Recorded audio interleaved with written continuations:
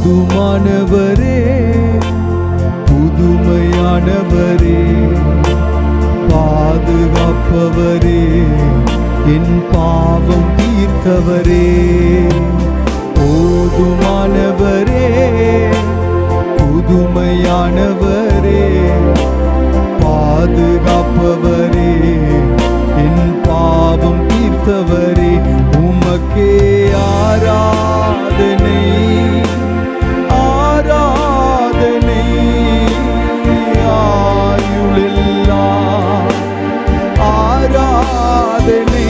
உமக்கே ஆராதனை, ஆராதனை, ஆயுளெல்லாம் ஆராதனை.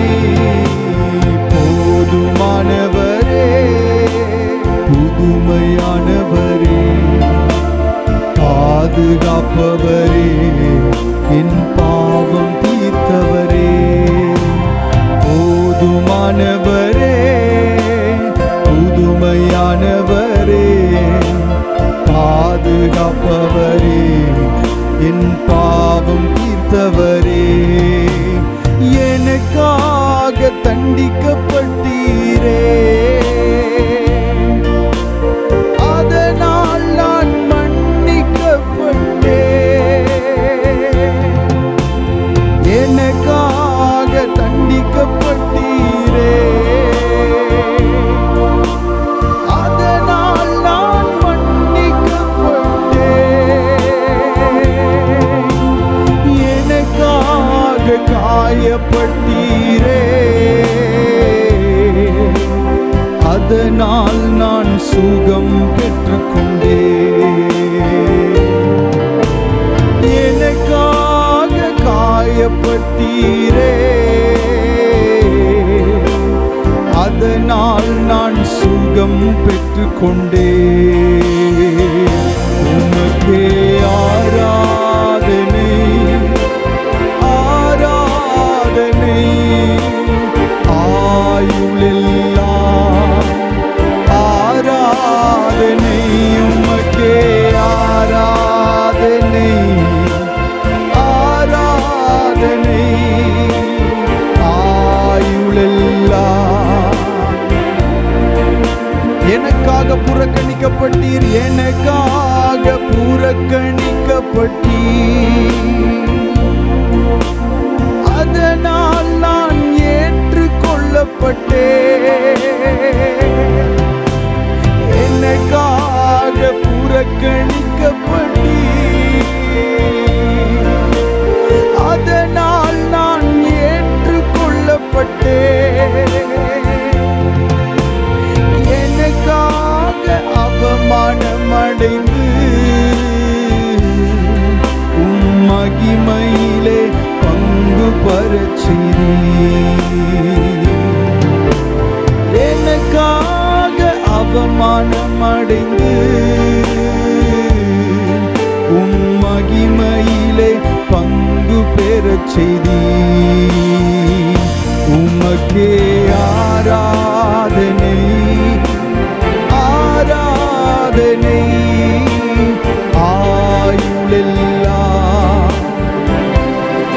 சேர்ந்து பாடுவோம். ஹல்லேலூயா. ஆராதனை, ஆராதனை, ஆயுளெல்லாம் ஆராதனை. போதுமானவரே,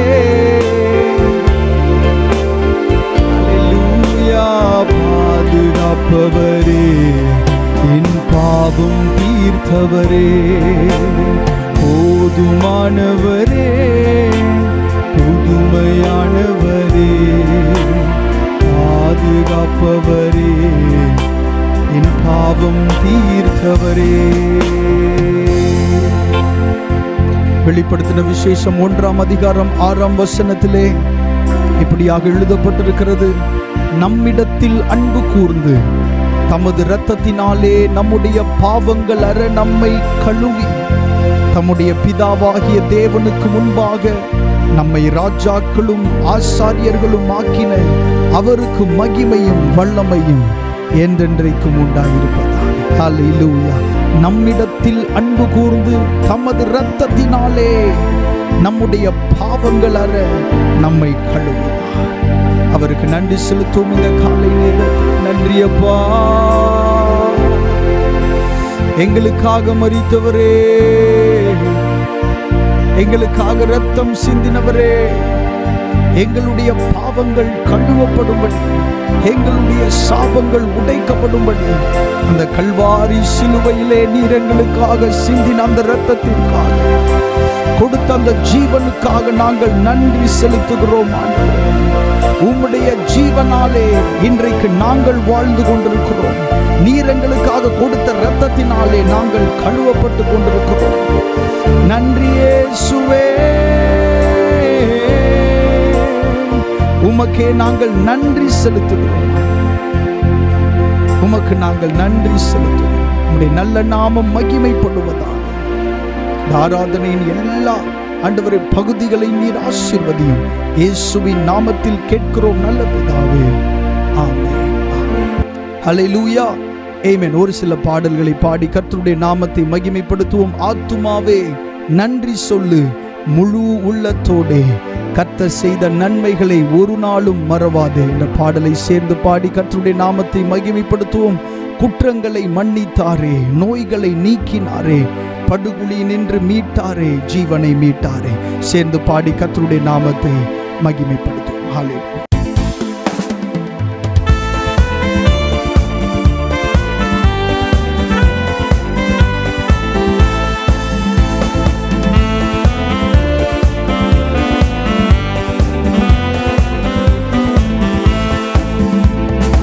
ஆத்துமாவே நன்றி சொல்லு முழு உள்ளத்தோடே, ஆத்துமாவே நன்றி சொல்லு முழு உள்ளத்தோடே, கர்த்தர் செய்த நன்மைகளை ஒரு நாளும் மறவாதே, கர்த்தர் செய்த நன்மைகளை ஒரு நாளும் மறவாதே.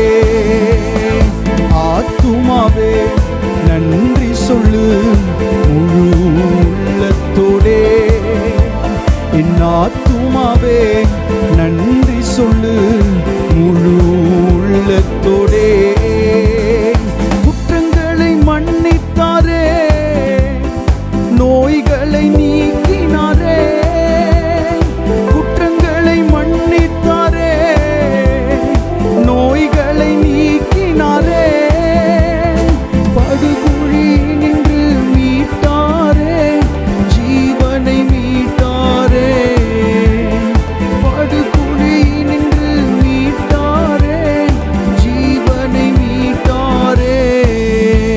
என் கர்த்தர் செய்த நன்மைகளை ஒரு நாளும் மறவாதே, கர்த்தர் செய்த நன்மைகளை ஒரு நாளும் மறவாதே. என் ஆத்துமாவே நன்றி சொல்லு முழு உள்ளத்தோடே, என் ஆத்துமாவே நன்றி சொல்லு முழு உள்ளத்தோடே.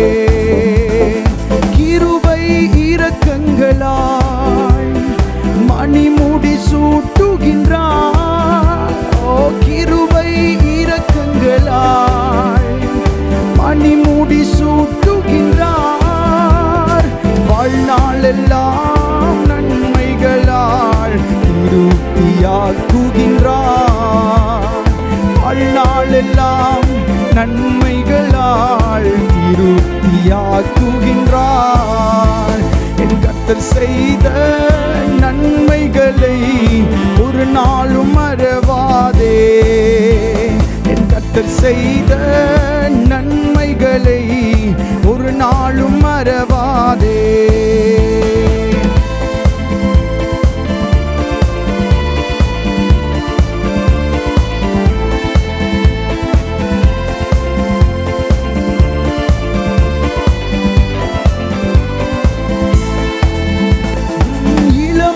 கழுகு போல புதிதாக்கி மகிழ்கின்றார்,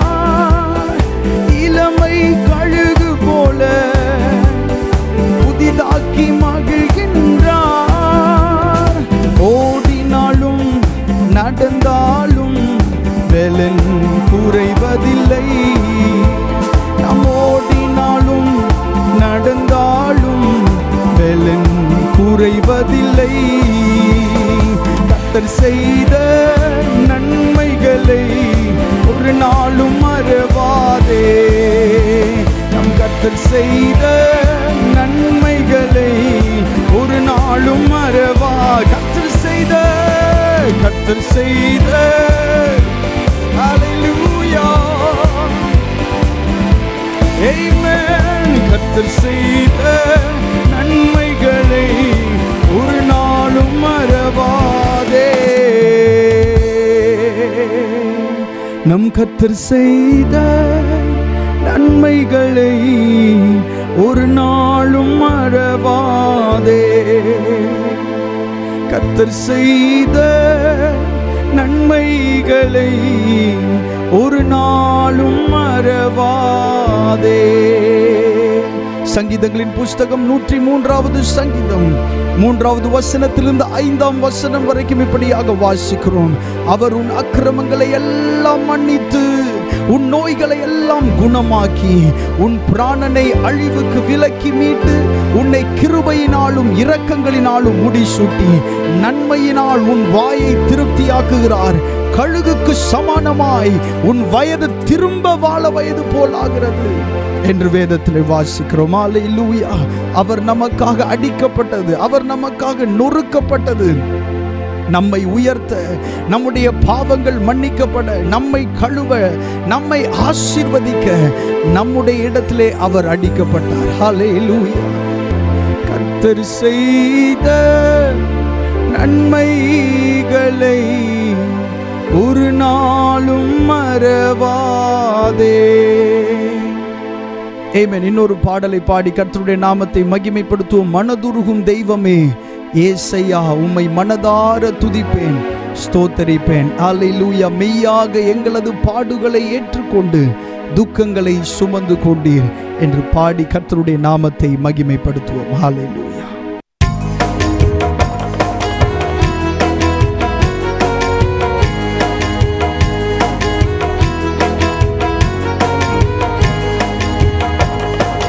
மனதுருகும் தெய்வமே ஏசையா, உம்மை மனதார துதிப்பேன், ஸ்தோத்தரிப்பேன். மனதுருகும் தெய்வமே ஏசையா, உம்மை மனதார துதிப்பேன், ஸ்தோத்தரிப்பேன். நீர் நல்லவர், சர்வ வல்லவர், நீர் நல்லவர், சர்வ வல்லவர். உம் இரக்கத்துக்கு முடிவே இல்லை, உம் அன்பிற்கு அளவே இல்லை. உம் இரக்கத்துக்கு முடிவே இல்லை, உம் அன்பிற்கு அளவே இல்லை. அவை காலை தோறும் புதிதாயிருக்கும், அவை காலை தோறும் புதிதாயிருக்கும். மனதுருகும் தெய்வமே ஏசையா, உம்மை மனதார துதிப்பேன், ஸ்தோத்தரிப்பேன்.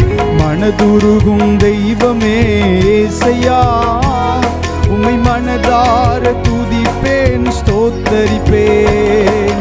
மெய்யாக எங்களது பாடுகளை ஏற்றுக்கொண்டு துக்கங்களை சுமந்து கொண்டீர். மெய்யாக எங்களது பாடுகளை ஏற்றுக்கொண்டு துக்கங்களை சுமந்து கொண்டீர். ஐயா, துக்கங்களை சுமந்து கொண்டீர், ஐயா, துக்கங்களை சுமந்து கொண்டீர்.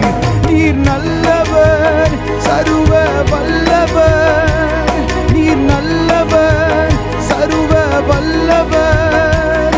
உம் இரக்கத்துக்கு முடிவே இல்லை, உம் அன்பிற்கு அளவே இல்லை. உம் இரக்கத்துக்கு முடிவே இல்லை, உங்க அன்பிற்கு அளவே இல்லை.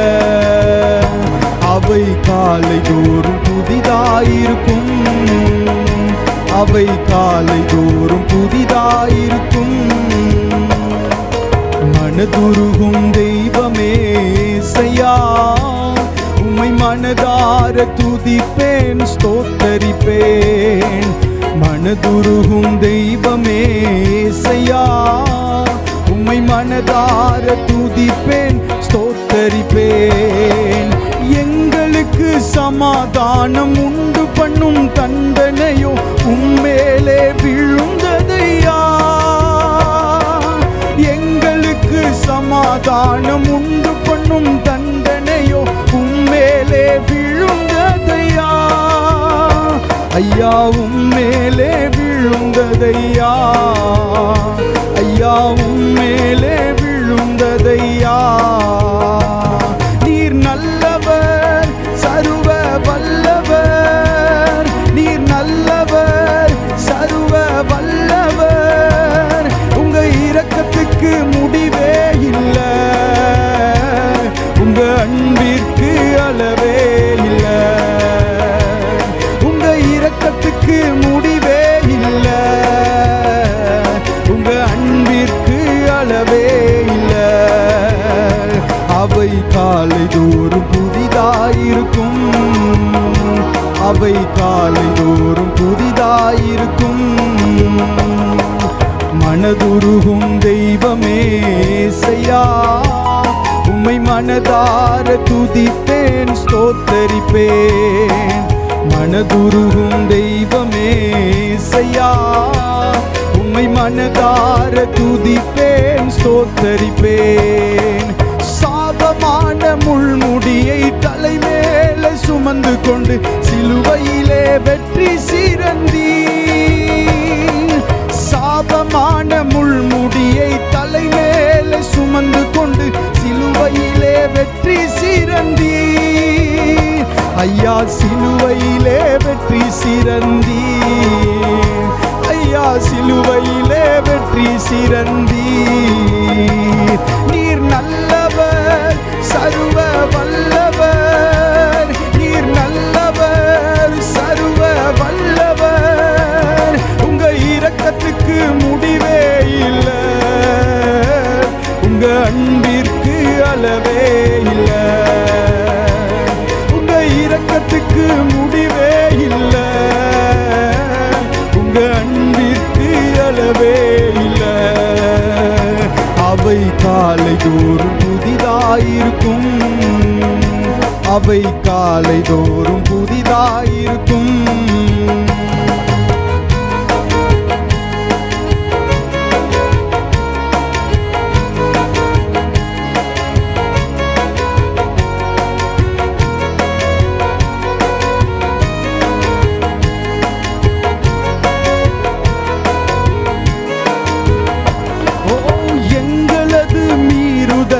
காயப்பட்டீர், நொறுக்கப்பட்டீர், தழும்புகளால் சுகமானோம்.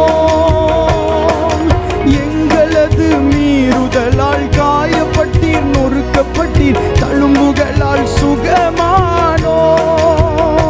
உந்தன் தழும்புகளால் சுகமானோம், உந்தன் தழும்புகளால் சுகமானோம். நீர் நல்லவர், சர்வ வல்லவர், நீர் நல்லவர், சர்வ வல்லவர். உம் இரக்கத்துக்கு முடிவே இல்லை, உங்க அன்பிற்கு அளவே இல்லை. உங்க இரக்கத்துக்கு முடிவே இல்லை, உங்க அன்பிற்கு அளவே இல்லை. அவை காலை தோறும் புதிதாயிருக்கும், அவை காலை தோறும் புதிதாயிருக்கும். மனதுருகும் தெய்வமே இயேசையா, உம்மை மனதார துதிப்பேன் ஸ்தோத்தரிப்பேன். ஓ மனதுருகும் தெய்வமே இயேசையா, உம்மை மனதார துதிப்பேன் ஸ்தோத்தரிப்பேன். தேடி வந்த மனிதர்களின் தேவைகளை அறிந்தவராய் தினம் தினம் அற்புதம் செய்தீர். தேடி வந்த மனிதர்களின் தேவைகளை அறிந்தவராய் தினம் தினம் அற்புதம் செய்தீர். ஐயா தினம் தினம் அற்புதம் செய்தீர், ஐயா தினம் தினம் அற்புதம் செய்தீர். நீர் நல்லவர், சர்வ வல்லவர், நீர் நல்லவர், சர்வ வல்லவர். உம் இரக்கத்துக்கு முடிவே இல்லை, உங்க அன்பிற்கு அளவே இல்லை, உங்க இரக்கத்துக்கு முடிவே இல்லை, உங்க அன்பிற்கு அளவே இல்லை, உங்க இரக்கத்துக்கு முடிவே இல்லை, உங்க அன்பிற்கு அளவே இல்லை, உங்க இரக்கத்துக்கு முடிவே இல்லை, உங்க அன்பிற்கு அளவே இல்லை, உங்க இரக்கத்துக்கு முடிவே இல்லை, உங்க அன்பிற்கு அளவே இல்லை. அவை காலை தோறும் புதிதாயிருக்கும், காலை தோறும் புதிதாயிருக்கும்.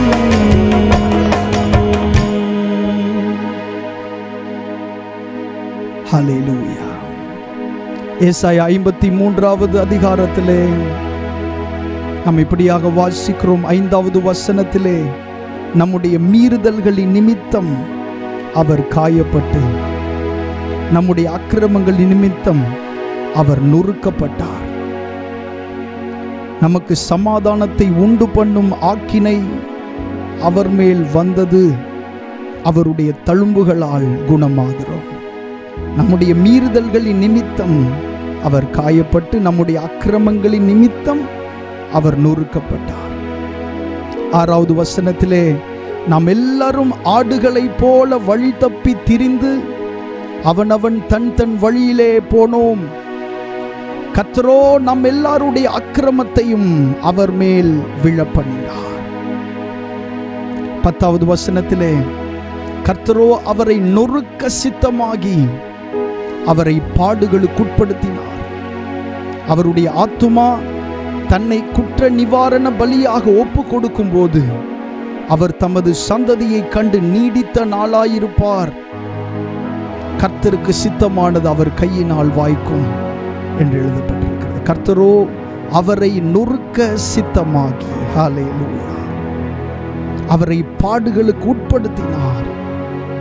பாவம் அறியாத அவரை, பாவத்தை பாராத அந்த சுத்த கண்ணனை பாடுகளுக்கு உட்படுத்தினார்.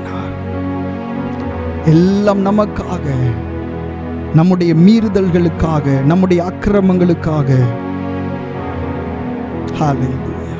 கண்களை மூடி ஒரு சில நிமிடங்கள் அந்த சிலுவையிலே, அந்த கல்வாரி சிலுவையிலே, அந்த கோர சிலுவையிலே நமக்காக இயேசு கிறிஸ்து தொங்கினதை நினைவு கூர்ந்து, ஆணிகளால் கடாவப்பட்டு மிகுந்த வேதனையும் வியாகுலத்தோடு அவர் நமக்காக அதை அவர் சகித்துக் கொண்டார்.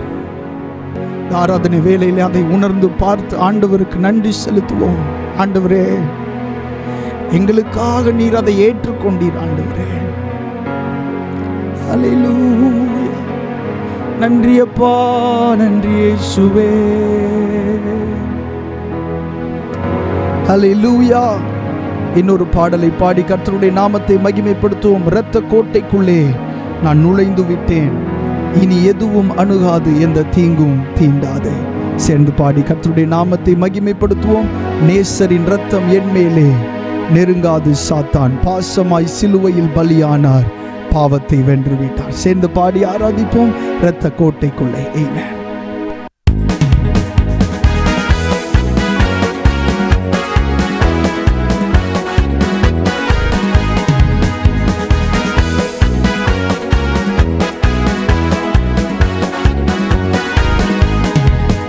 இரத்த கோட்டைக்குள்ளே நான் நுழைந்து விட்டேன், இனி எதுவும் அணுகாது, எந்த தீங்கும் தீண்டாது. இரத்த கோட்டைக்குள்ளே நான் நுழைந்து விட்டேன், இனி எதுவும் அணுகாது, எந்த தீங்கும் தீண்டாது. நேசரின் இரத்தம் என் மேலே நெருங்காது,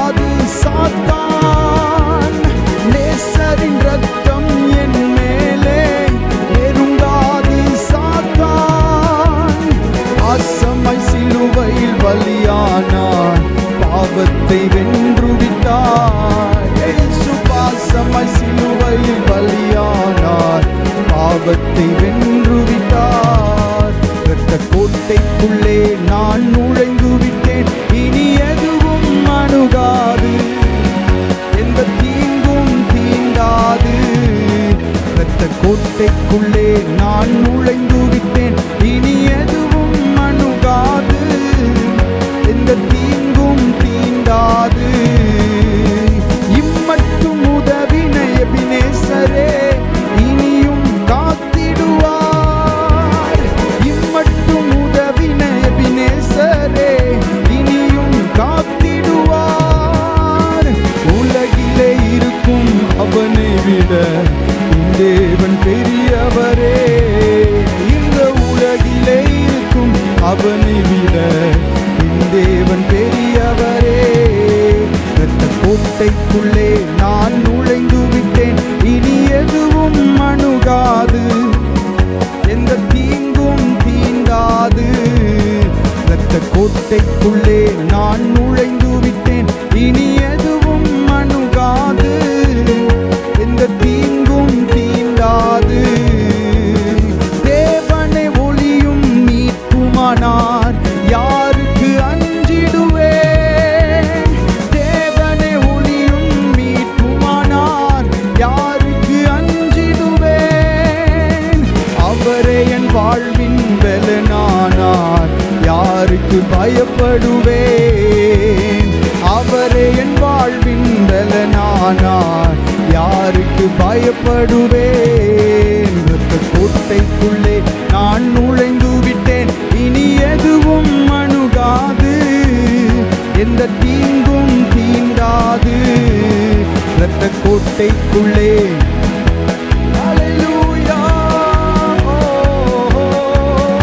எந்த தீங்கும் தீண்டாது. மலைகள் குன்றுகள் விலகினாலும் மாறாதுவும் கிருபை. மலைகள் குன்றுகள் விலகினாலும் மாறாதுவும் கிருபை. என்னை அநாதி ஸ்நேகத்தால் இழுத்து கொண்டே அனைத்து சேர்த்து கொண்டே. என்னை அநாதி ஸ்நேகத்தால் இழுத்து கொண்டே அனைத்து சேர்த்து கொண்டே. தாய் தன் பிள்ளையை மறந்தாலும் மறவாத என்னேசரே. தாய் தன் பிள்ளையை மறந்தாலும் மறவாத என்னேசரே.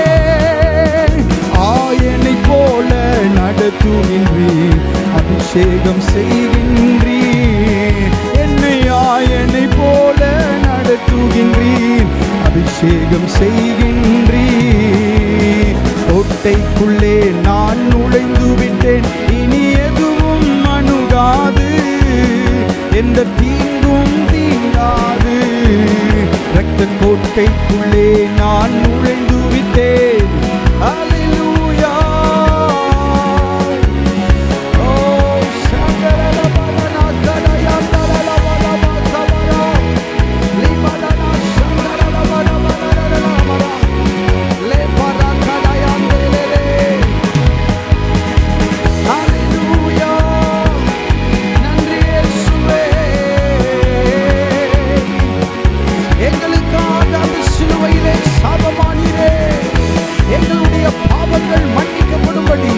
எங்களுடைய அக்கிரமங்கள் கழுவப்படும்படி, எங்களுடைய மீறுதல்கள் மன்னிக்கப்படும்படி எங்களுக்காக சிலுவையில் அறியப்பட்டவரே, நன்றி இயேசுவே. என்னை அநாதி ஸ்நேகத்தால் இழுத்து கொண்டீ, அனைத்து சேர்த்து கொண்டீ. என்னை அநாதி ஸ்நேகத்தால் இழுத்து கொண்டீ, அனைத்து சேர்த்து கொண்டீ. கொலோசியருக்கு எழுதின நிருபம் 1ஆம் அதிகாரம் 14ஆம் வசனத்திலே, அவருக்குள், அதாவது குமாரனாகிய அவருக்குள், அவருடைய இரத்தத்தினாலே பாவ மன்னிப்பாகிய மீட்பு நமக்கு உண்டாயிருக்கிறது. அந்த இரத்தத்தினாலே பாவ மன்னிப்பாகிய மீட்பு நமக்கு உண்டாயிருக்கிறது என்று வேத வசனத்திலே நாம் வாசிக்கிறோம். கரங்களை உயர்த்தி ஆண்டவருக்கு நன்றி செலுத்துவோம். அல்லேலூயா. நேசரின் ரத்தம் என் மேலே நெருங்காது சாத்தான். ஓ, நேசரின் ரத்தம் என் மேலே நெருங்காது சாத்தான். பாசமாய் சிலுவையில் பலியானார், பாவத்தை வென்றுவிட்டார். இயேசு பாசமாய் சிலுவையில் பலியானார், பாவத்தை வென்றுவிட்டார்.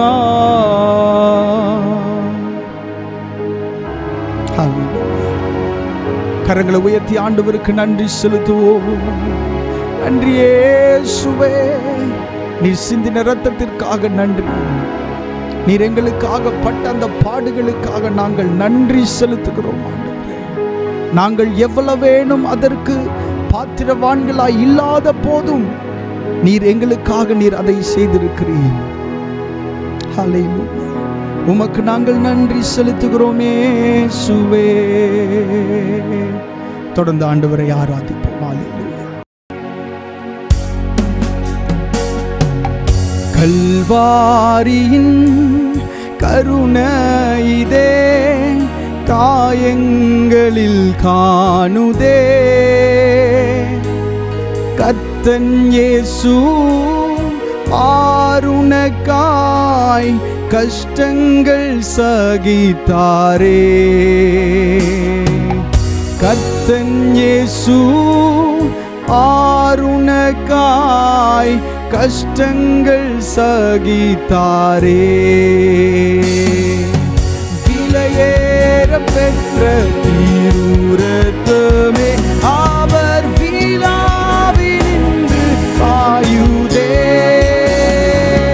விலையேற பெற்ற தீருரத்தமே அவர் விழாவினின்று பாயுதே.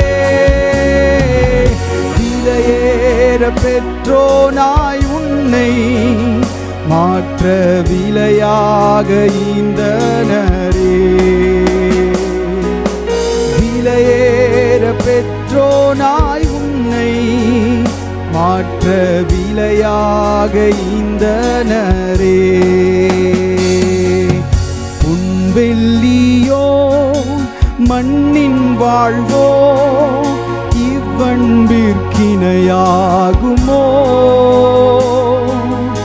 அன்னையிலும் அன்பு வைத்தே தம் ஜீவனை ஈந்தாரே. அன்னையிலும் அன்பு வைத்தே தம் ஜீவனை ஈந்தாரே. விலையேற பெற்ற தீருரத்தமே அவர் விழாவினின்று பாயுதே. விலையேற பெற்ற தீருரத்தமே அவர் விழாவினின்று பாயுதே. விலையேற பெற்றோனாய் மாற்ற விலையாக ஈந்தனரே. ஓ, விலையேற பெற்றோனாய் உன்னை மாற்ற விலையாக ஈந்தனரே.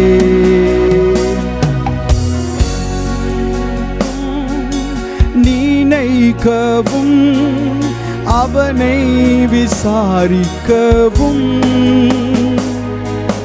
மண்ணில் அவன் எம்மாத்திரம் மன்னவாவும் தயவே. மண்ணில் அவன் எம்மாத்திரம் மன்னவாவும் தயவே.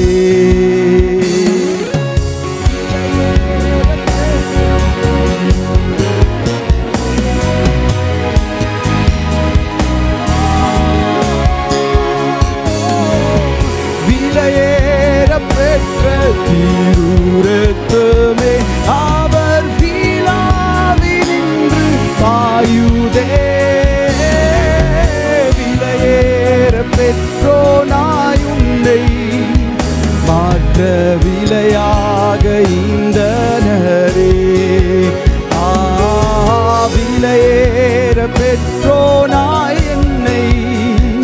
மாற்ற விலையாக ஈந்தனரே.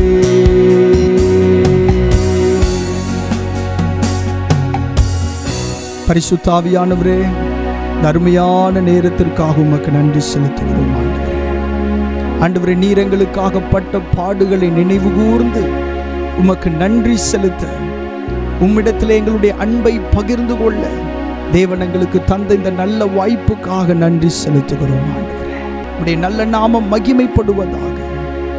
ஆண்டவரே, நீர் எங்களுக்காக இரத்தம் சிந்தினீர், நீர் எங்களுக்காக அடிக்கப்பட்டீர், நீர் எங்களுக்காக அந்த கல்வாரி சிலுவையிலே, அந்த கோர சிலுவையிலே நீர் எங்களுக்காக ஆண்டவரே அவமானப்படுத்தப்பட்டு, எங்களுடைய அவமானங்கள் மாற்றப்படும்படி, எங்களுடைய சாபங்கள் மாறும்படி, எங்களுடைய பாவங்கள் மன்னிக்கப்படும்படி நீர் எங்களுக்காக சிலுவையில் அறையப்பட்டீர். அந்த அன்பை நினைத்து உமக்கு நாங்கள் நன்றி செலுத்துகிறோம். ஆண்டவரே, நாங்கள் தியானிக்கவிருக்கிற வசனங்கள் எல்லாவற்றையும் ஆசீர்வதியும். இயேசுவின் நாமத்தில் கேட்கிறோம் நல்ல பிதாவே, ஆமென், ஆமென். கர்த்தருடைய நாமத்திற்கு மகிமை உண்டாவதாக. இயேசு கிறிஸ்துவினுடைய பாடு மரணங்களை தியானிக்கிற இந்த நாளிலே நாம் ஒரு அதிகாரத்தை நாம் வாசிக்க போகிறோம். வாசிக்கலாம். ஏசாயா தீர்க்க தரிசன புஸ்தகம் 53வது அதிகாரம். அந்த முழு அதிகாரத்தையுமே நாம் இன்றைக்கு நாம் வாசிக்கலாம். ஏசாயா தீர்க்க தரிசன புஸ்தகம் 53வது அதிகாரம் நாம் வாசிக்கலாம். எங்கள் மூலமாய் கேள்விப்பட்டதை விசுவாசித்தவன் யார்? கர்த்தருடைய புயம் யாருக்கு வெளிப்பட்டது? இளங்கிளையைப் போலவும் வறண்ட நிலத்திலிருந்து துளிர்க்கிற வேரைப் போலவும் அவனுக்கு முன்பாக எழும்புகிறார். அவருக்கு அழகும் இல்லை, சௌந்தரியமும் இல்லை. அவரை பார்க்கும்போது நாம் அவரை விரும்பத்தக்க ரூபம் அவருக்கு இல்லாதிருந்தது. அவர் அசட்டை பண்ணப்பட்டவரும் மனுஷரால் புறக்கணிக்கப்பட்டவரும் துக்கம் நிறைந்தவரும் பாடு அனுபவித்தவருமாய் இருந்தார். அவரை விட்டு நம்முடைய முகங்களை மறைத்து கொண்டோம். அவர் அசட்டை பண்ணப்பட்டிருந்தார், அவரை எண்ணாமற் போனோம். மெய்யாகவே அவர் நம்முடைய பாடுகளை ஏற்றுக்கொண்டு நம்முடைய துக்கங்களை சுமந்தார். நாமோ அவர் தேவனால் அடிபட்டு வாதிக்கப்பட்டு சிறுமைப்பட்டவர் என்று எண்ணினோம். நம்முடைய மீறுதல்கள் நிமித்தம் அவர் காயப்பட்டு நம்முடைய அக்கிரமங்களின் நிமித்தம் அவர் நொறுக்கப்பட்டார்.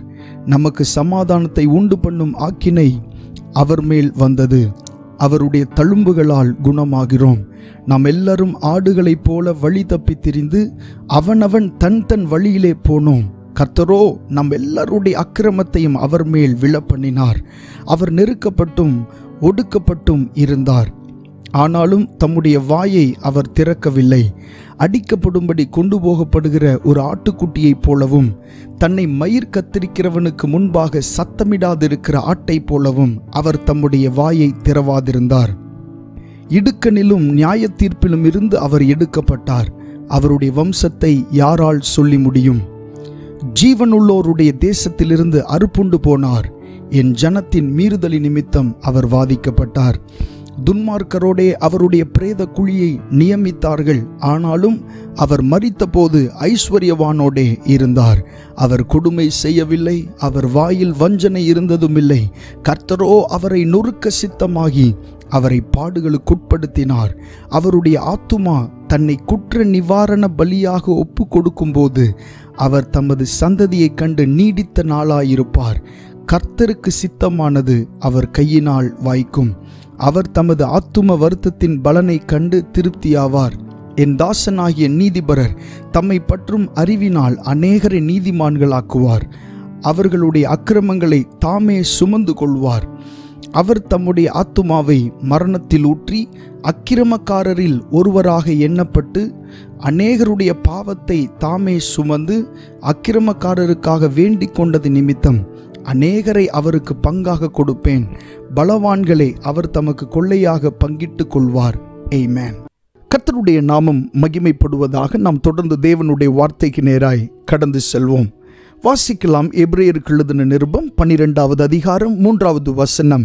எபிரேயருக்கு எழுதின நிருபம் 12:3 வாசிக்கலாம். ஆகையால் நீங்கள் இளைப்புள்ளவர்களாய் உங்கள் ஆத்துமாக்களில் சோர்ந்து போகாதபடிக்கு தமக்கு விரோதமாய் பாவிகளால் செய்யப்பட்ட இவ்விதமான விபரீதங்களை சகித்த அவரையே நினைத்து கொள்ளுங்கள். ஆகையால் நீங்கள் இளைப்புள்ளவர்களாய் உங்கள் ஆத்துமாக்களில் சோர்ந்து போகாதபடிக்கு தமக்கு விரோதமாய் பாவிகளால் செய்யப்பட்ட இவ்விதமான விபரீதங்களை சகித்த அவரையே நினைத்து கொள்ளுங்கள். இந்த வசனத்தில் அந்த வார்த்தையை பாருங்க, விபரீதங்களை சகித்த அவரையே நினைத்து கொள்ளுங்கள் என்று சொல்லப்பட்டிருக்கிறது. இந்த நாளிலே இயேசு கிறிஸ்துவினுடைய சகிப்புத்தன்மையை குறித்து தான் நாம் தியானிக்க போகிறோம். சிலுவை பாடுகளை குறித்து எப்போதெல்லாம் நாம் சிந்திக்கிறோமோ அந்த நேரத்திலெல்லாம் இயேசு கிறிஸ்துவினுடைய சகிப்புத்தன்மையை நாம் மறக்கவே முடியாது. ஏனென்றால் அவ்வளவு தூரம் அவர் நமக்காய் பாடுகளை சகித்திருக்கிறார், கஷ்டங்களை சகித்திருக்கிறார், பொல்லாத மனிதர்களுடைய வார்த்தைகளை சகித்திருக்கிறார், அவர்களுடைய நடத்தைகளை அவர் சகித்திருக்கிறார். அவரை வித்தியாசமாக நடத்தினார்கள், அப்படியெல்லாம் வேதத்தில் வாசிக்கிறோம். அவரை குட்டினார்கள், அவர் முகத்தில் துப்பினார்கள், இப்படி நிறைய கஷ்டகரமான காரியங்களை எல்லாம் இயேசுவுக்கு விரோதமாக செய்தார்கள். இதையெல்லாம் அவர் சகித்து கொண்டார் என்று வேதத்திலே சொல்லப்பட்டிருக்கிறது. அந்த வார்த்தையை பாருங்க, விபரீதங்களை சகித்த அவரையே நினைத்து கொள்ளுங்கள். அது என்னங்க விபரீதம்? விபரீதம் அப்படின்னா இவங்களுக்கு இது நடக்கவே கூடாது, நடக்கக்கூடாத ஒரு விஷயம் இவர்களுக்கு நடந்திருக்கு அப்படின்னு சொல்கிறோம்ல, அதை தான் விபரீதம் என்று சொல்லுகிறோம். இந்த காரியம் உங்களுக்கு நடந்திருக்கவே கூடாது, இவங்களுக்கு இந்த காரியம் நடக்கக்கூடாது அப்படின்னு சொல்கிறோம்ல, அப்படி நடக்கக்கூடாத ஒரு காரியம் நல்லவருக்கு நடந்திருக்கும் போது அதைத்தான் நாம் விபரீதம் என்று சொல்லுகிறோம். விபரீதங்களை அவர் சகித்திருக்கிறார், நமக்காக அதை ஏற்றுக்கொண்டிருக்கிறார், அதை சந்தோஷமாகவே அவர் ஏற்றுக்கொண்டிருக்கிறார். ஒரு மயிர் கத்திரிக்கிற ஒரு ஆட்டை கொண்டு போகிறது போல் அவர்கள் கொண்டு போகும்போது அவர்களுக்கு முன்பாக அவர் ஒன்றும் பேசவில்லை. எல்லாவற்றையும் இயேசு கிறிஸ்து நமக்காக அவர் சகித்து கொண்டிருக்கிறார். நிறைய நேரங்களில் நாம் சோதனைகளின் ஊடாய் போகும்போது இந்த சகிப்பு தன்மை என்பது நம்மிடத்தில் இல்லாததினால நிறைய இழப்புகளையும் நாம் சந்தித்திருக்கிறோம்.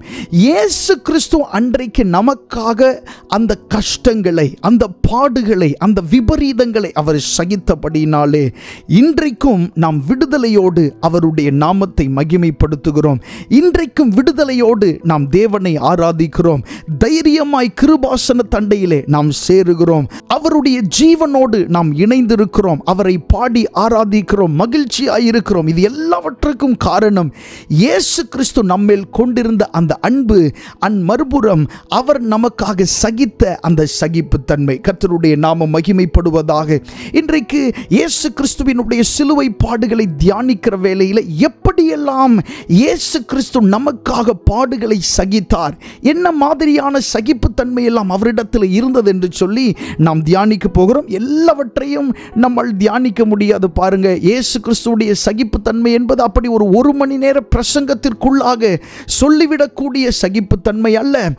இயேசு கிறிஸ்து நமக்காக சகித்த அந்த காரியங்களை குறித்து நாம் தொடர்ந்து தியானிப்போம்.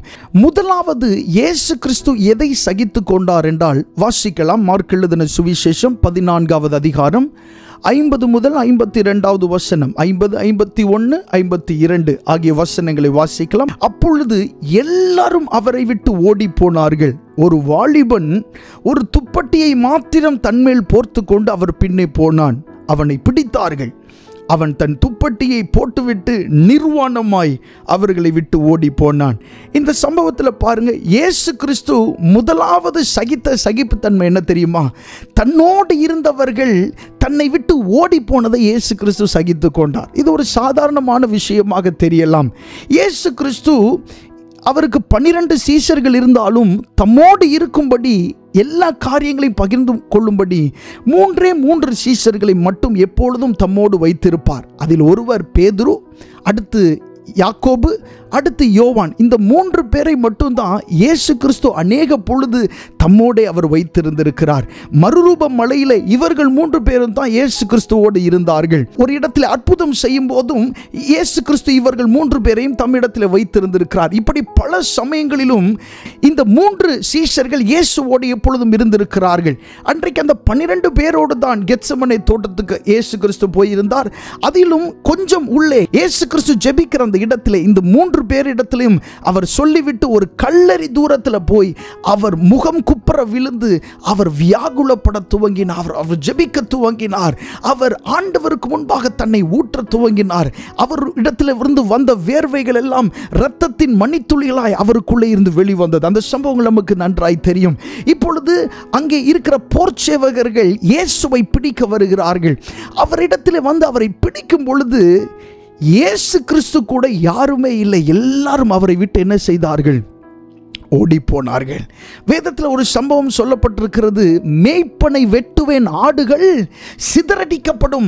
அந்த வார்த்தை சொல்லப்பட்டிருக்கு பாருங்க. அந்த தீர்க்க தரிசன வார்த்தை நிறைவேறும்படியாக இந்த காரியங்கள் நடக்கிறது. மேய்ப்பனை வெட்டுவேன், ஆடுகள் என்ன செய்யப்படும்? சிதறடிக்கப்படும். ஆமென். இயேசு கிறிஸ்துவின் மேல் அவர்கள் கை போடுகிறார்கள். அவரோடு கூட ஒருவர் கூட அங்கே என்ன செய்யல? இருக்கல. எல்லாரும் அவரை விட்டு ஓடி போனார்கள். இயேசு கிறிஸ்து அவரோடு இருக்கும்படி 3 பேரை அழைத்து கொண்டு வந்தாரே, அவர்களும் அவரோடு என்ன செய்யல? இருக்கல. அவர்கள் இயேசுவை விட்டு அவர்கள் ஓடி போனார்கள். நாம் வாசித்த வசனத்திலே ஒரு வாலிபனை குறித்து சொல்லப்பட்டிருக்கிறது. அவன் யோவான் என்கிற இந்த வாலிபன் தான் அவனை குறித்து சொல்லப்பட்டிருக்கிறது. பாருங்க, ஒரு வாலிபன் ஒரு துப்பட்டியை மாத்திரம் தன்மேல் போர்த்து கொண்டு அவர் பின்னே போனான். அவனை பிடித்தார்கள். அவன் தன் துப்பட்டியை போட்டுவிட்டு நிர்வாணமாய் அவர்களை விட்டு ஓடி போனான். இந்த யோவானை அவர்கள் பிடித்த போது பாருங்க, அந்த துணியை கூட, மேலே போர்த்தி இருந்த அந்த துணியை கூட அவர்களிடத்தில் விட்டு அவன் நிர்வாணமாய் ஓடி போனான். இயேசு கிறிஸ்து கூட அந்த நேரத்தில் யாருமே இல்லை. அவர் தனிமையாய் இருந்தார்.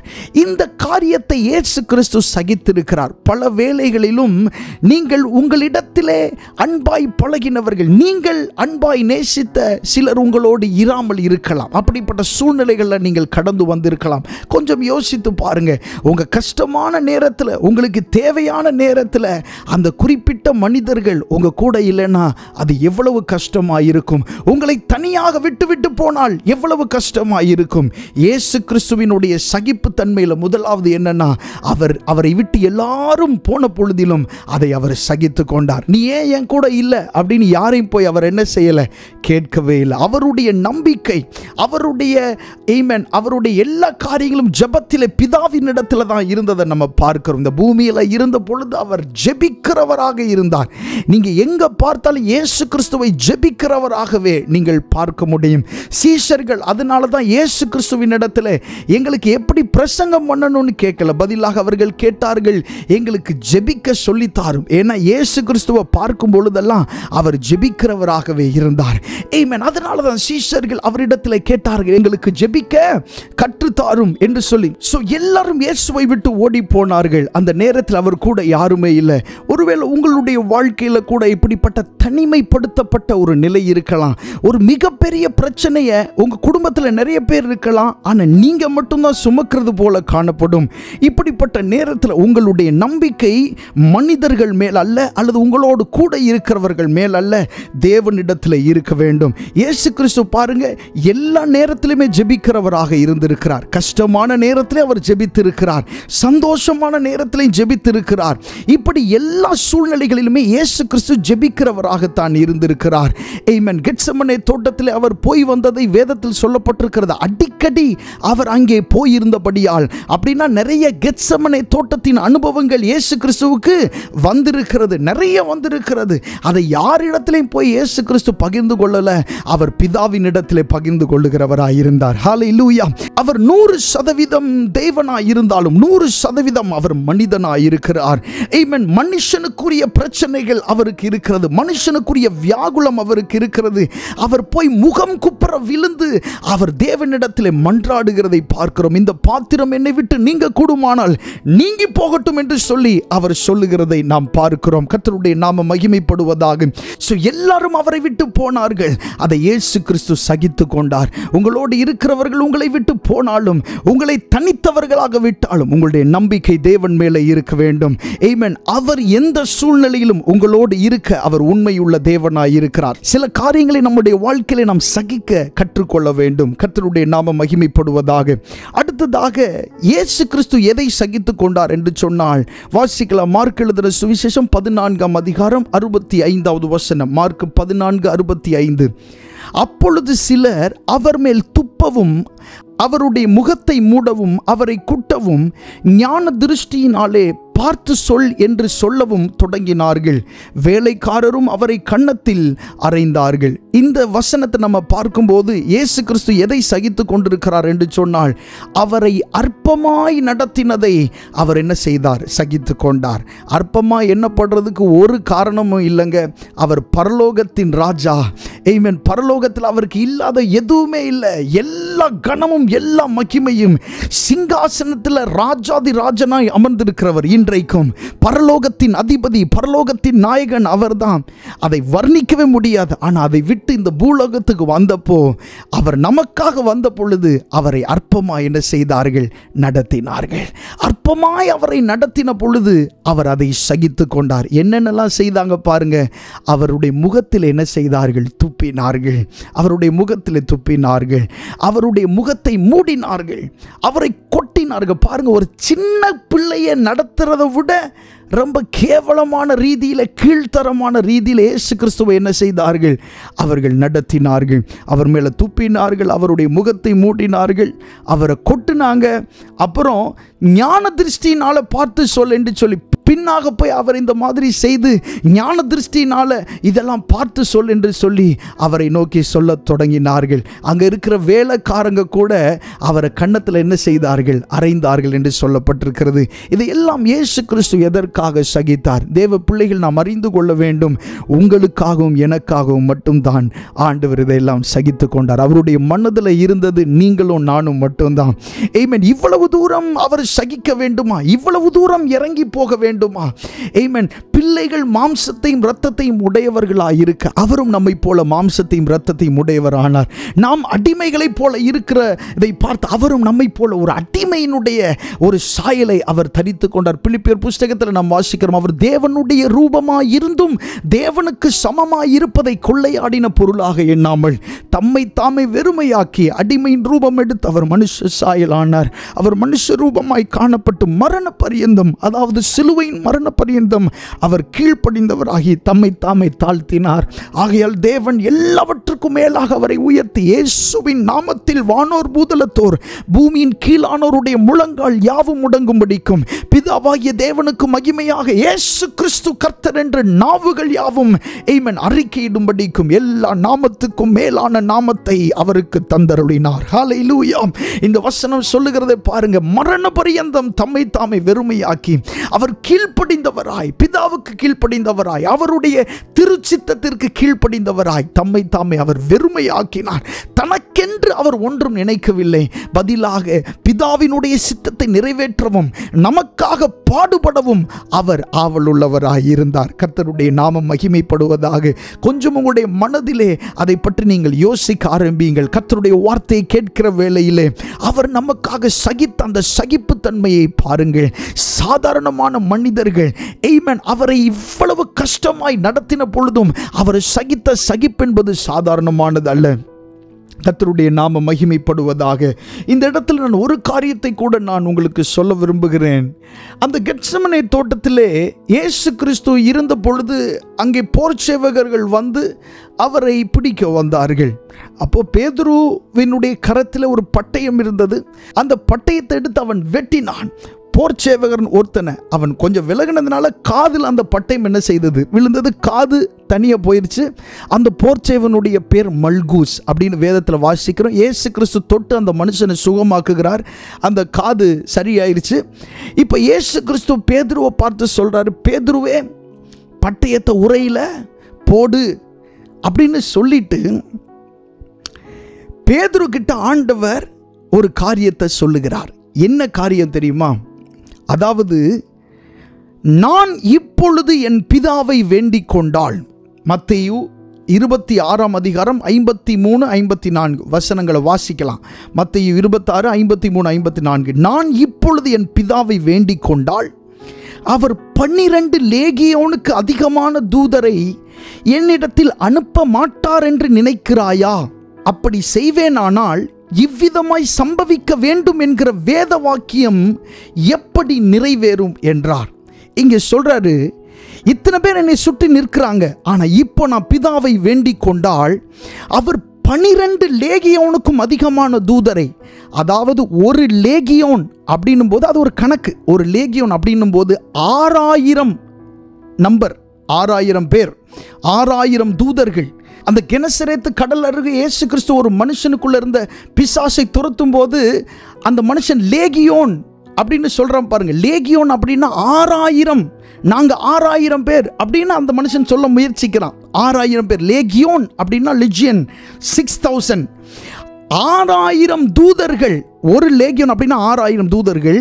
ஆனால் இயேசு கிறிஸ்து என்ன சொல்றாரு பாருங்க, நான் இப்பொழுது என் பிதாவை வேண்டிக் கொண்டால் அவர் 12 லேகியோனுக்கு அதிகமான தூதரை. அப்ப 12 லேகியோனுக்குனா ஒரு லேகியோன் என்பது 6000னா 12 லேகியோன் என்பது 72000 தூதர்களை உருவின பட்டயத்தோடு இந்த பூமிக்குள்ள அனுப்ப மாட்டார் நீ நினைக்கிறியா அப்படின்னு சொல்லி பேதுருவை பார்த்து கேட்கிறார். நான் என் பிதாவை வேண்டிக் கொண்டால், நான் என் பிதாவை இப்ப வேண்டிக் கொண்டால் அவர் 72000 தூதர்களை உருவின பட்டயத்தோட இந்த பூமிக்குள்ள அனுப்ப மாட்டார் நீ நினைக்கிறியா அப்படின்னு கேட்கிறார். இந்த தூதர்களை பற்றி நான் சொல்ல விரும்புகிறேன். ஒரே ஒரு தூதன் உருவின பட்டயத்தோடு பரலோகத்திலிருந்து இறங்கி வந்தான்னா அவன் பழைய ஏற்பாட்டில் வாசிக்கிறோம். அசீரிய ராஜாவாகிய சனகரிப் அந்த சம்பவத்தில் வாசிக்கும் போது அந்த அசீரியரின் பாளையத்தில் இருந்த 1,80,000 போர்ச்சேவர்களில் ஒரே ராத்திரியில் ஒரே நொடியில் எந்த யுத்தமும் இல்லாமல், எந்த சத்தமும் இல்லாமல், எந்த இரத்தமும் இல்லாமல், எந்த சண்டையும் இல்லாமல் ஒரே ராத்திரியில் அத்தனை போர்ச்சேவர்களையும் 1,80,000 போர்ச்சேவர்களையும் ஒரே தூதன் என்ன செஞ்சிருக்கிறான், கொண்டிருக்கிறான். இப்போ 72000 தூதர்கள் பரலோகத்தில் இருந்து உருவின பட்டயத்தோடு பூமிக்கு இறங்கி வந்திருந்தாங்கன்னு சொன்னா இந்த பூமி மண்டலம் அப்படின்ற ஒன்னே இல்லாம அவர்கள் அழித்து போட்டிருப்பார்கள். ஆனா இயேசு கிறிஸ்து என்ன சொல்றாரு பாருங்க, ஆனா சம்பவிக்க வேண்டும் என்கிற வேத வாக்கியங்கள் எப்படி நிறைவேறும்?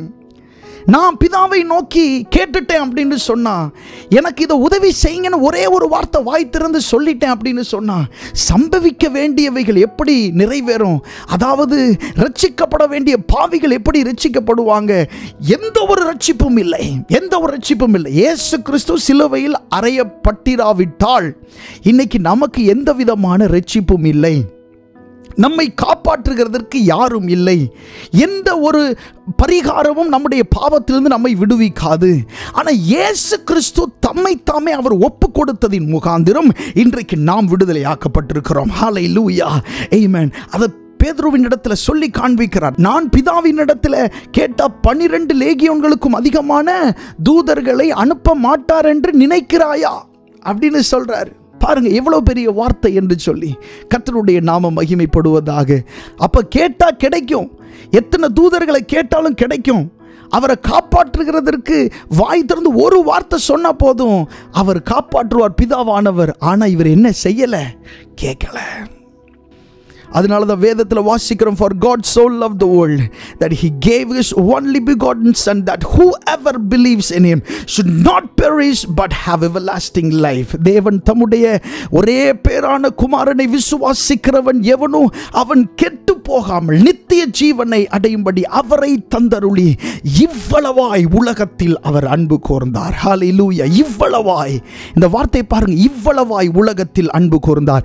இதை எழுதின இந்த யோவான் என்கிற அன்பு அப்போஸ்தலன் இருக்கிறான்ல, இவன் இதை எழுதும் போது இயேசு கிறிஸ்துவினுடைய பாடு மரணத்தை தன்னுடைய கண்ணார கண்டிருக்கிறார். கூடவே இருந்து அவர் பட்ட உபத்திரவங்களை, அவரை இவங்க பரிகாசம் பண்ணினதை, என்னென்ன பாடுகளெல்லாம் இயேசு கிறிஸ்து பட்டாரோ அந்த கல்வாரி மலையில் நின்று கூடவே நின்று பார்த்ததுனால இந்த மனுஷன் எழுதுகிறார், தேவன் தம்முடைய ஒரே பேரான குமாரனை விசுவாசிக்கிறவன் எவனோ அவன் கெட்டு போகாமல் நித்திய ஜீவனை அடையும்படி அவரை இயேசுவை தந்தருளி இவ்வளவாய் உலகத்தில் அன்பு கூர்ந்தார். ஹல்லேலூயா.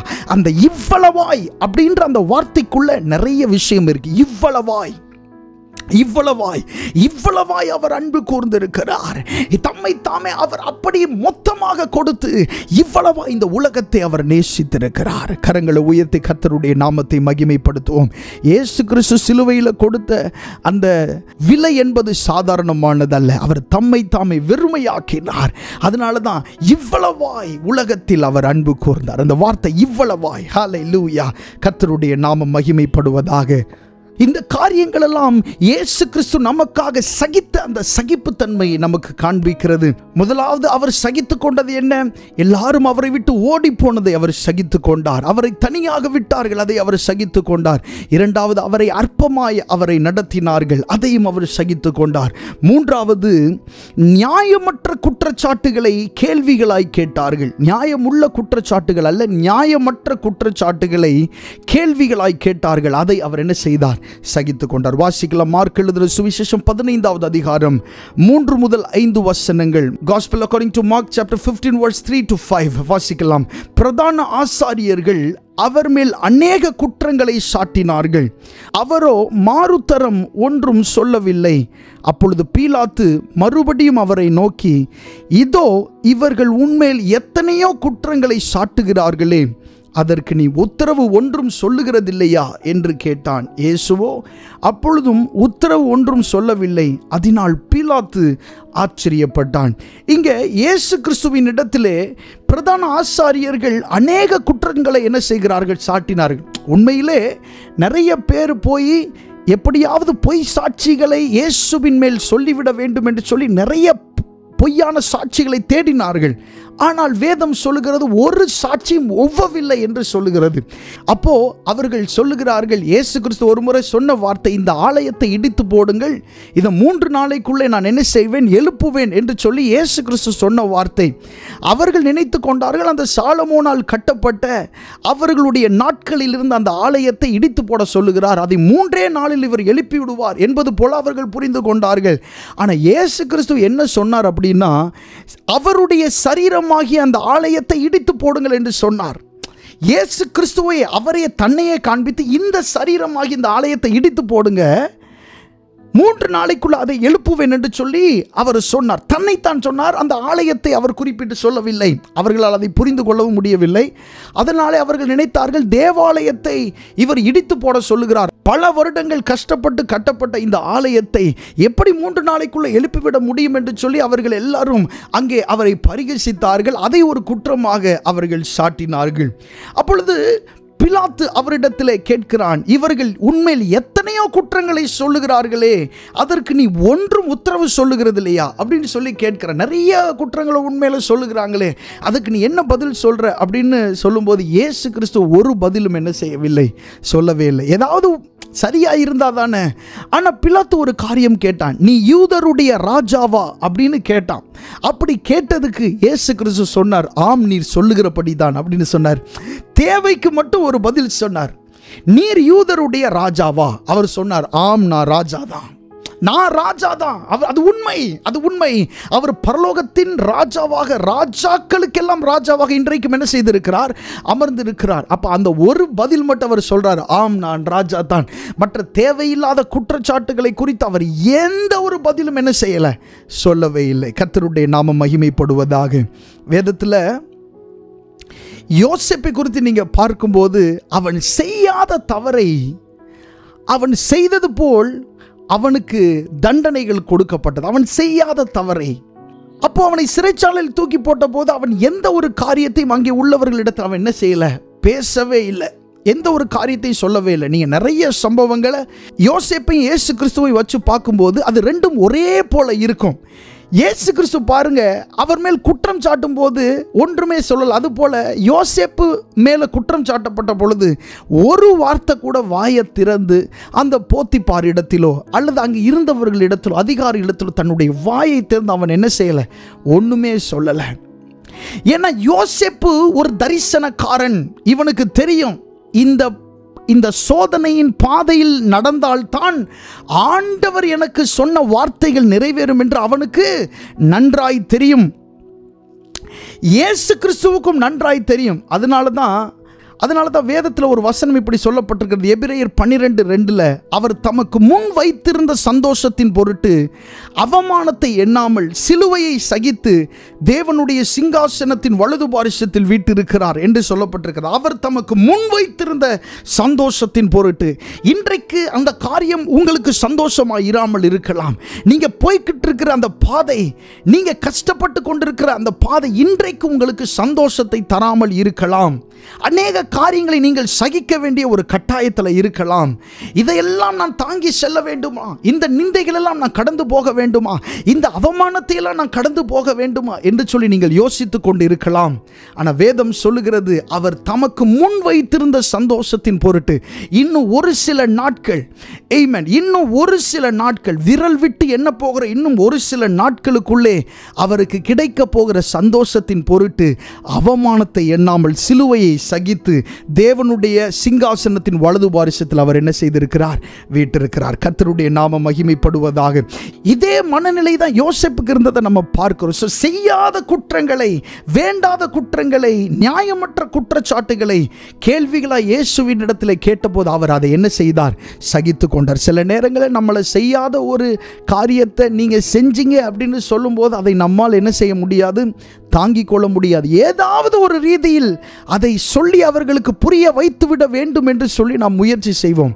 ஆனால் இயேசு கிறிஸ்து என்ன செய்கிறார் பாருங்க, அவர் மௌனமாய் இருக்கிறார், அவர் அமைதியாய் இருக்கிறார். நீங்க செய்யலன்றது உங்களுக்கு தெரியும், ஆனால் அவங்கள்ட்ட போய் புரிய வைக்க வேண்டும் என்கிற ஒரு அவசியம் இல்லை. நீதியுள்ள நியாயாதிபதியாகிய ஆண்டவர் எல்லாவற்றையும் என்ன செய்து கொண்டிருக்கிறார்? பார்த்து கொண்டிருக்கிறார். அவர் நீதியாய் உங்களுக்கு பதில் செய்கிற தேவனாய் இருக்கிறார். கர்த்தருடைய நாமம் மகிமைப்படுவதாக. அடுத்ததாக நான்காவது, இயேசு கிறிஸ்து எதை சகித்தார் என்று சொன்னால் பரிகாச வார்த்தைகளை அவர் சகித்து கொண்டார். பரிகாசமான வார்த்தைகள், ஜனங்களால் சொல்லப்பட்ட, பரிகசிக்கப்பட்ட, நிந்தையான, அவமானத்திற்குரிய வார்த்தைகளை இயேசு கிறிஸ்து சகித்து கொண்டார். வாசிக்கலாம். மார்க் எழுதின சுவிசேஷம் 15வது அதிகாரம் 29வது வசனத்திலிருந்து 32வது வசனம் வரைக்கும் வாசிக்கலாம். மார்க் 15:29 முதல் 32 வரை.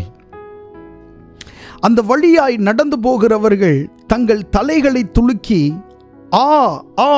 தேவாலயத்தை இடித்து 3 நாளைக்குள்ளே கட்டுகிறவனே, உன்னை நீயே ரட்சித்துக்கொள், சிலுவையிலிருந்து இறங்கி வா என்று அவரை தூஷித்தார்கள். அப்படியே பிரதான ஆசாரியரும் வேத பாரகரும் தங்களுக்குள்ளே பரியாசம் பண்ணி மற்றவர்களை இரட்சித்தான், தன்னைத்தான் இரட்சித்துக் கொள்ள திராணி இல்லை. நாம் கண்டு விசுவாசிக்கத்தக்கதாக இஸ்ரவேலுக்கு ராஜாவாகிய கிறிஸ்து இப்பொழுது சிலுவையிலிருந்து இறங்கட்டும் என்று சொல்லிக் கொண்டார்கள். அவரோட கூட சிலுவைகளில் அறையப்பட்டவர்களும் அவரை நிந்தித்தார்கள். பாருங்க, இயேசு கிறிஸ்து இந்த இடத்துல பரிகாசமான வார்த்தைகளை அவர் சகித்து கொண்டிருக்கிறார். யாரோட ஆண்டவர் பேசி கொண்டிருக்கிறார்? நீங்க போய்கிட்டு இருக்கிற இந்த சூழ்நிலையில இந்த காலம் என்பது சகிப்பின் காலமாய் இருக்கிறது. ஒரு சில நாட்கள் தான் இயேசு கிறிஸ்துவுக்கு இந்த மாதிரி சகிக்க வேண்டிய காலம் வருஷமாய் இருக்கல, பல மாதங்கள் இருக்கல, ஒரு சில நாட்கள் தான் அவர் இப்படி சகித்திருக்கிறார். ஆமென். 30 வெள்ளிக்காசுக்கு விருப்பப்பட்டு யூதாஸ் இயேசு கிறிஸ்துவை காட்டி கொடுத்தான். அதற்கப்புறமாக அவரை கெத்செமனே தோட்டத்தில் பிடித்தார்கள், பிரதான ஆசாரியின் இடத்துல கொண்டு போனார்கள், விசாரித்தார்கள்.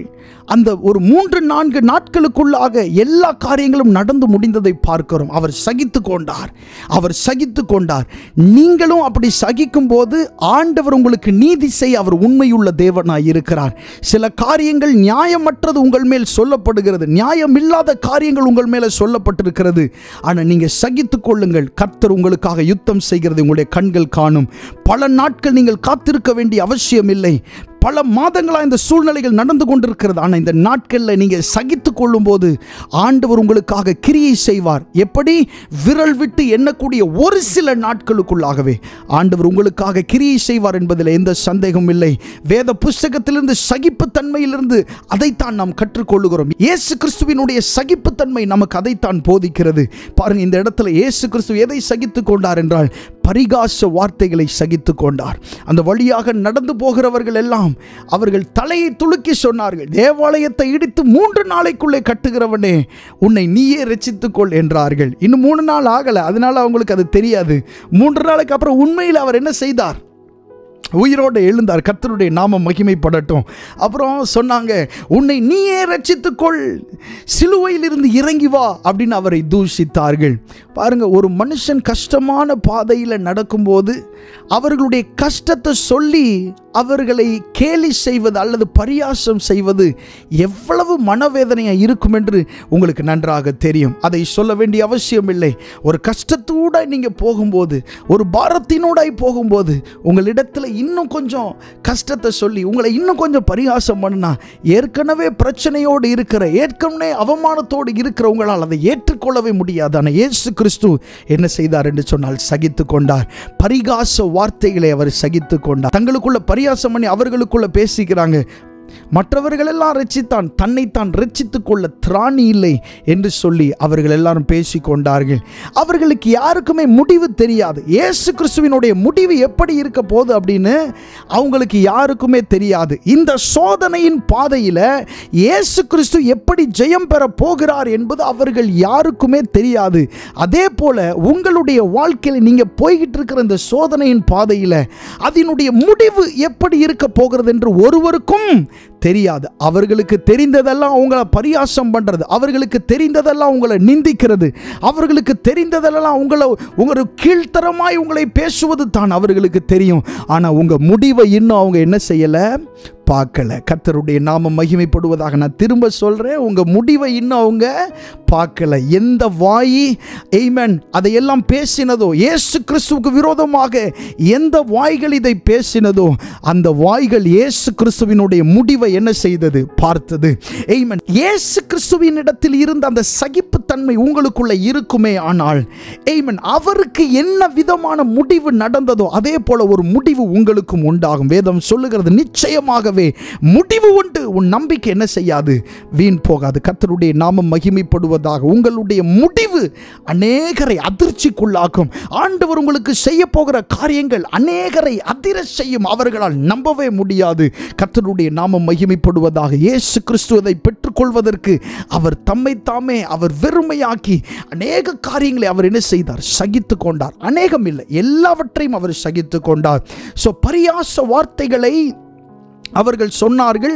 அதுவும் அவர் காது கேட்கவே, அவருக்கு முன்பாகவே அவர் பாடுபட்டு கொண்டிருக்கும் போதே சொன்னார்கள். அதை எல்லாம் கூட இயேசு கிறிஸ்து என்ன செய்தார், சகித்து கொண்டார். கடைசியாக நாம் ஒரு காரியத்தை கூட நாம் தியானிக்க போகிறோம். ஏன் நாம் சகிப்புத்தன்மை உள்ளவர்களாய் இருக்க வேண்டும்? இயேசு கிறிஸ்து இப்படிப்பட்ட காரியங்கள் எல்லாம் அவர் சகித்திருக்கிறார், பாடுகளை சகித்திருக்கிறார். நாம் ஏன் சகிப்புத்தன்மை உள்ளவர்களாய் இருக்க வேண்டும்?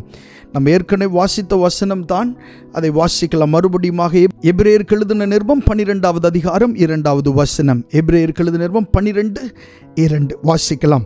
அவர் தமக்கு முன் வைத்திருந்த சந்தோஷத்தின் பொருட்டு அவமானத்தை எண்ணாமல் சிலுவையை சகித்து தேவனுடைய சிங்காசனத்தின் வலது பாரிசத்தில் வீற்றிருக்கிறார். இயேசு கிறிஸ்து எதற்காக சகித்து கொண்டார் என்று சொன்னால், ஆமென், தமக்கு முன் வைத்திருந்த சந்தோஷத்தின் பொருட்டு, அவருக்கு முன்பாக வைத்திருந்த சந்தோஷத்தின் பொருட்டு. என்னெல்லாம் சந்தோஷம்? இந்த பூமியை விட்டு எப்படியாவது பரலோகத்துக்கு போய்விட வேண்டும் என்கிற சந்தோஷம் அல்ல. என்ன சந்தோஷம் அப்படின்னா, கஷ்டப்பட்டு சகித்து இந்த ஜனங்களுக்காக இந்த விலை கிரயத்தை கொடுத்தால் இந்த மனிதர்களை எல்லாம் கொள்ளை பொருளாக அவரால் சேர்த்து கொள்ள முடியும். பாவத்திலே இருக்கிற அவருடைய பிள்ளைகளை தாம் ஒரே தரம் மரிப்பதினாலும், ஒரே தரம் அவர் இரத்தம் சிந்துவதினாலும் இந்த அவருடைய பிள்ளைகளை எல்லாம் அவர் சொந்தமாக்கி கொள்ள முடியும். பிசாசின் பிடியில் இருக்கிறவர்கள், ஆமென், இருளின் ஆதிக்கத்தில் இருக்கிறவர்கள், அந்தகார கட்டுகளில் இருக்கிற எல்லாரையும் அவரால் என்ன செய்து விட முடியும், ஆமென், அவருடைய ராஜ்யத்திற்கு உட்படுத்தி கொள்ள முடியும் என்கிற சந்தோஷத்தின் பொருட்டு அவமானத்தை எண்ணாமல் சிலுவையை சகித்து தேவனுடைய சிங்காசனத்தின் வலது பார்சத்தில் இன்றைக்கும் அவர் வீற்றிருக்கிறார். ஹல்லேலூயா. இங்கே சொல்லப்பட்டிருக்கிறது அவமானத்தை எண்ணாமல். அப்படின்னா என்ன அர்த்தம்? அவமானம் வந்துச்சு, அதை அவர் பொறுப்பெடுத்து கொள்ளவில்லை. அவமானம் வந்துச்சு, அதை அவர் பொறுப்படுத்தி கொள்ளவில்லை. உங்களுக்கு அவமானங்கள் வரலாம், அந்த அவமானத்தை நீங்கள் பொறுப்படுத்தி கொள்ள வேண்டாம். அவமானம் வரும், ஆனால் அந்த அவமானத்தை நீங்கள் பொறுப்படுத்தி கொள்ளாதீங்க.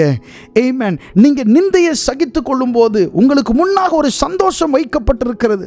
நீங்கள் சகித்து கொண்டீங்க அப்படின்னு சொன்னால் ஒரு சில நாட்களுக்குள்ளாக தேவனுடைய நீதி உங்கள் வாழ்க்கையில் வெளிப்படும்.